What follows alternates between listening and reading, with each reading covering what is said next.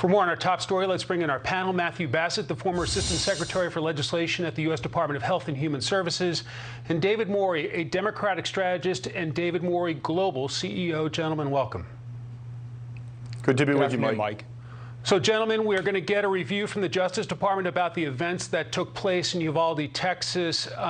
Matt, what are your concerns about what we are hearing about the local police response? Well, Mike, is the father of a fifth grader. My heart goes out to the people of Uvalde. This, unfortunately, was a very poor response on the part of law enforcement. An active shooter, their main goal is to inflict as much damage in as short a period as possible. The fact that there was an hour elapsed before the suspect was engaged is contrary to all of the tactical teachings that these officers receive. That was time when hemorrhage control could have been applied to the victims, and it is the job of the first person who shows up to be through that door to engage the subject to eliminate the threat, and it appears in this case that clearly did not happen. David, what about your major takeaways?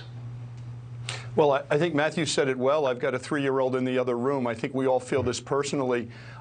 Can we use this tragedy for some kind of good? This has been a bipartisan failure in terms of this gun issue. We're going to have to think very much differently than before. Too many Democrats have avoided the issue.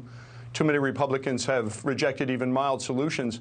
Let's see if we can get above the extreme of both parties, the left and right, and look at this differently. Guns are killing more. The #1 reason kids die in the U.S. is gun shots. If you take 18 to 20-year-olds, they are 82 times more likely to be killed by a gun than they are in peer countries. The good news, I would say, Mike, is maybe this tragedy helps us get above the politics. The investigation should take place in terms of Uvalde and the police. But if you start looking at the polling before this tragedy, 65% of Americans want a new approach to gun control, 44% of Republicans, 2 out of 3 independents. So maybe we can get above this issue and take some really new and creative solutions. Senator Corden, Senator Murphy are meeting today. I suggest reframing this from gun control to gun safety. Red flag laws that are localized, targeting illegal sellers, mental health checks, which have worked in our military in terms of preventing suicides, safe storage provisions. There are 400,000 guns stolen every year. New technology provisions, because soon you can make a gun with a 3D printer. Widespread health, education on gun safety. There are a lot of things, Mike, that I'm hoping we can take some incremental progress here and get above the politics and grab a hold of the middle and find some solutions. Speaking of politics, a Democrat running for governor of Texas, Beto O'Rourke, confronted Republican Governor Greg Abbott of Texas and other Republican leaders at Uvalde this week. Here's more from Beto O'Rourke. Now is the time to stop the next shooting. Right after Santa Fe High School was the time to stop the next shooting. Right after El Paso was the time to stop the next shooting. Right after Midland, Odessa was the time to stop the next shooting. And in each case, we say this isn't the time. Now is the time, like literally right now. That's why I'm here. That's what we want as a state. That's what I want as a parent. Matt, was that a stunt, and did it work?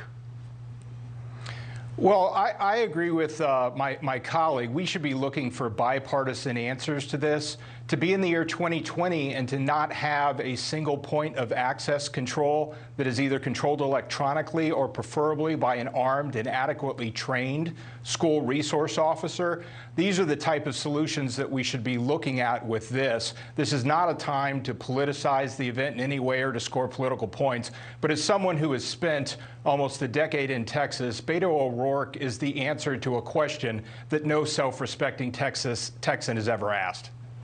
So, David, we're going to get this review from the Justice Department. Do you think it will have really difficult answers in terms of the way that the school handled it? They had all these procedures, but didn't seem to follow many of them. Yeah, I think that's right, Mike. I mean, let's let the report become the report, but it looks like the training failed, and it looks like, we're asking a lot of police officers to run into the fire, but they didn't do it. There were 78 minutes that went by. It doesn't look good. And in times of crisis, things go completely off kilter. But I think we've got to, again, I bet Matt and I could agree on a lot of this today, you know, find some new solutions, make incremental progress, get out of each party's respective and traditional talking points here. You know, America's, you know, I just got out of 4 months across Asia. We're admired around the world for our ability to solve problems, except for problems like this one.